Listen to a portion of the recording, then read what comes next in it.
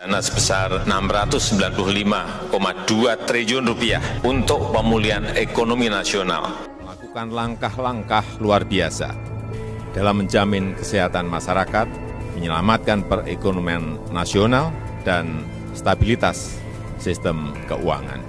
Indonesia ini diumumkan oleh World Bank telah naik dari lower middle income country menjadi upper middle income country.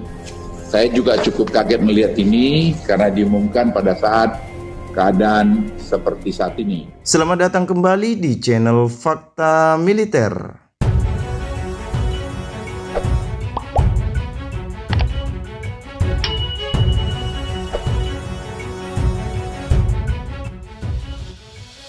Dikutip dari beberapa sumber, dikatakan bahwa Indonesia diramalkan oleh Bank Dunia dan IMF akan menjadi salah satu raksasa ekonomi dunia dalam 4 tahun ke depan.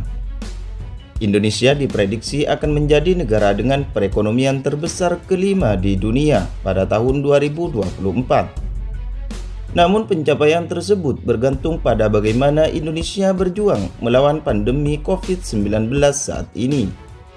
Menurut Kepala Badan Kebijakan Fiskal Kementerian Keuangan, kerja keras Indonesia dalam penanganan COVID-19 pada tahun 2020 akan sangat menentukan pemulihan ekonomi negara di tahun-tahun berikutnya.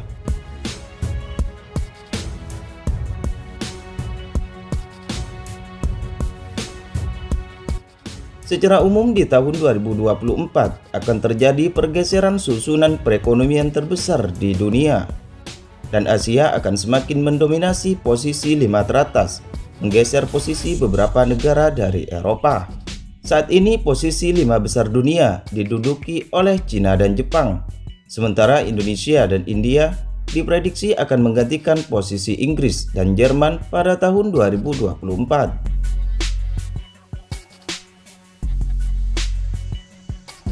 Selain dimulai dari upaya penanganan COVID-19 di tahun 2020, salah satu alasan di balik pergeseran dominasi ekonomi ini adalah pertumbuhan kelompok kelas menengah di Asia.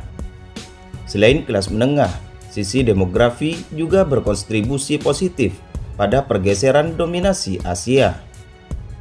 Menurut Forum Ekonomi Dunia atau WEF, saat Cina menandai pertumbuhannya seiring populasi penduduknya yang semakin menua, negara-negara seperti Indonesia, Filipina, dan Malaysia diharapkan bisa menjadi jawara perekonomian Asia dengan motor pertumbuhan berupa meningkatnya angkatan kerjanya.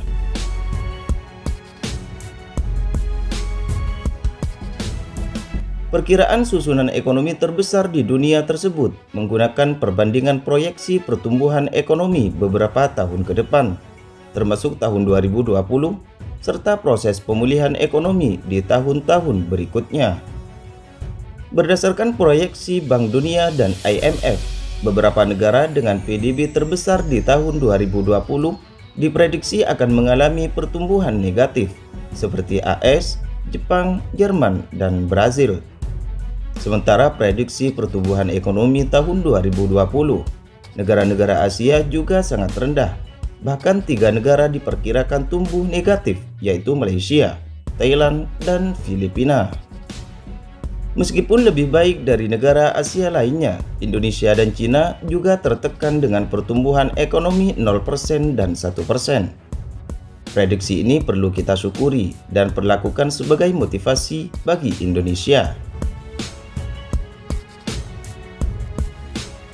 Kebijakan yang tepat dalam rangka penanganan pandemi COVID-19 serta pemulihan ekonomi nasional adalah kuncinya. Dengan demikian diharapkan dampak krisis dapat diminimalisasi, perekonomian segera bangkit, dan Indonesia dapat terus merealisasikan aspirasinya menjadi perekonomian besar dan maju di dunia. Media asing memang sangat jarang memberitakan negara lain selain Amerika Serikat. Memang ketertarikan utama sebuah pemberitaan adalah mengenai negaranya sendiri, dan seringnya memberitakan negara lain akan menghabiskan banyak uang. Namun ada beberapa negara yang paling sedikit diberitakan daripada negara lain. Contohnya adalah untuk berpuluh-puluh tahun lalu, China selalu dianggap sebelah mata. Namun Cina dan Timur Tengah mulai memperkuat posisi mereka secara ekonomi maupun militer mulai 5 atau 10 tahun lalu, sehingga perhatian dunia pun tertuju kepada mereka. Selanjutnya ada India yang pada dekade ini sedang menjadi negara dengan populasi terbesar di dunia, sehingga perhatian dunia pun mulai diarahkan kepada negara tersebut. Namun India dan Cina bukanlah negara yang paling jarang diberitakan di dunia, dan disebutkan bahwa ada negara lain yang seharusnya sudah bisa mengambil posisi mentereng seperti AS yang diberitakan di semua media internasional. Seperti yang dikutip dari Unheard.com, negara tersebut rupanya adalah negara Indonesia. Untuk mengakui klaim tersebut, perlu melihat daftar dari Forum Ekonomi Dunia atau World Economic Forum. Daftar itu menunjukkan peringkat 10 besar ekonomi terbesar dunia yang telah berubah sejak tahun 1992, termasuk proyeksi untuk tahun 2024 ke depan.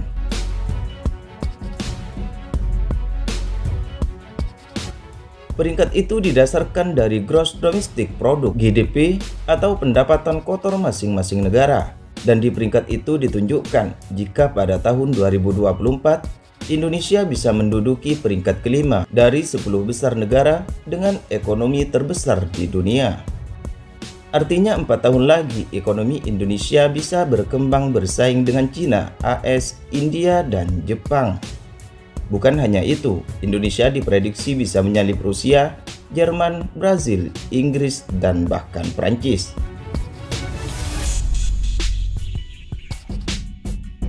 Menakjubkan bukan? Lalu mengapa Indonesia selalu seperti di bawah radar atau bahasa kasarnya diremehkan? Padahal melihat peringkat di tahun 1992 dan tahun 2008, Indonesia belum menduduki posisi 10 besar perekonomian terbesar di dunia. Negara dengan berpenduduk sekitar 270 juta jiwa ini dan mungkin akan bertambah menjadi 280 juta penduduk pada tahun 2024 dengan populasi muslim terbesar di dunia yang merupakan negara kepulauan dengan lebih dari 17.000 pulau yang membentang lebih dari 3.000 mil atau 4.828 km dari Sabang sampai Merauke.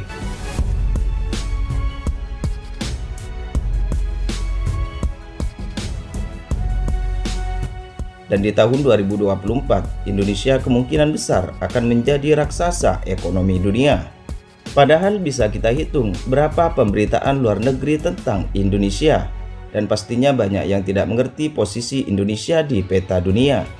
Jangankan itu, nama Presiden Joko Widodo pun mungkin masih asing bagi mereka.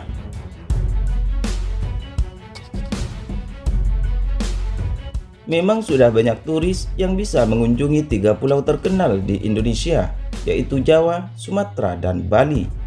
Namun masih banyak yang tidak tahu jika Pulau Jawa adalah pulau yang dihuni paling banyak penduduk Indonesia. Bahkan Pulau Jawa adalah pulau penduduknya yang paling padat di planet bumi, dengan lebih dari 140 juta jiwa yang hidup di Pulau Jawa. Jika cerita terbesar untuk abad ke-21 ini adalah permusuhan antara Cina dan AS, maka Asia Pasifik akan menjadi panggung utamanya. Dan tentunya hal tersebut akan menjadi momentum untuk mendapatkan perhatian yang memang pantas bagi negara kita, Indonesia. Nah, gimana menurut kalian guys? Silahkan komen dan jangan lupa klik subscribe.